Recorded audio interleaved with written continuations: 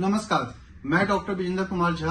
आज आप सबसे बहुत ही आम समस्या के बारे में बात करूंगा, हेडेक, सिर दर्द। सिर दर्द का एक्सपीरियंस हर किसी ने कभी ना कभी जरूर किया होगा। सिर दर्द कई तरह के होते हैं और बहुत से कारण होते हैं सिर दर्द होने के।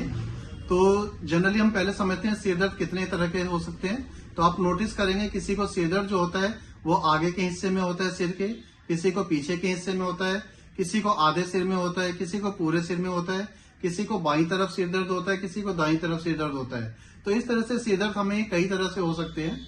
मेनली सिर दर्द होता क्यों है, हेडेक की प्रॉब्लम क्यों होती है?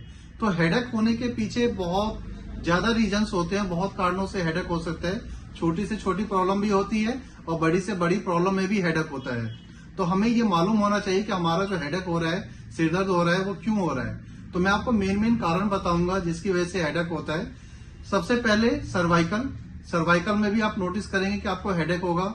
माइग्रेन में बहुत ज्यादा हेडेक होगा, या किसी को बहुत ज्यादा स्ट्रेस हो रहा है, टेंशन हो रहा है, उसमें बहुत ज्यादा सिर दर्द होता है, या किसी की नींद पूरी नहीं हो रही है, उसमें बहुत ज्यादा सिर दर्द हो रहा है, या किसी को बीपी की समस्या रहती है, उसमें भी हेडेक होता है, या किसी की आइस में प्रॉब्लम है, आंखों में दिक्कत है, तो आप नोटिस करेंगे कि उनको भी उसकी वजह से सिर दर्द होता है। किसी को गैस्ट्रिक प्रॉब्लम है, गैस की दिक्कत है, उसकी वजह से भी सिर में दर्द होता है। कई पेशेंट हाइपरथायराइडिज्म के पेशेंट होते हैं, उनको हेडेक की प्रॉब्लम बहुत ज्यादा रहती है। बहुत ज्यादा सीवियर कंडीशंस में भी होता है, जैसे कि ब्रेन ट्यूमर में भी हेडेक बहुत सीवियर होता है। मगर उसके हेडेक के साथ में आप नोटिस करेंगे कि उसके पेशेंट के नेक में स्टिफनेस रहेगा और हाथों में उसके नमनेस, झंझनाहट आती है।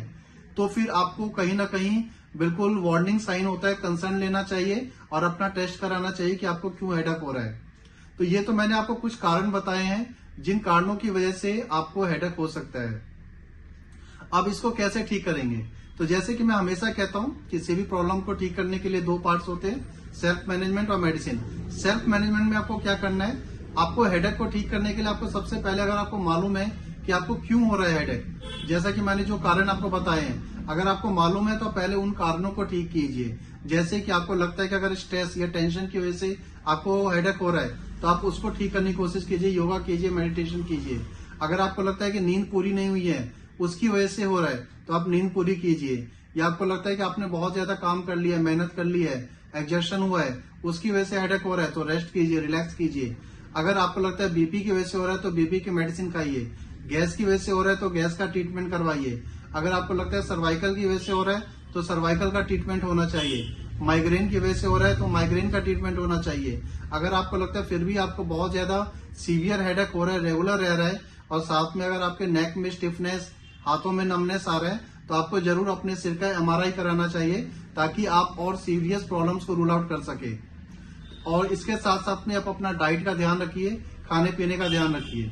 ये तो हो गया सेल्फ मैनेजमेंट। होम्योपैथिक में इसके लिए कुछ बहुत ही अच्छी मेडिसिन होती है, जिसको आप खा करके अपना हेडेक को ठीक कर सकते हैं, सिर दर्द को ठीक कर सकते हैं।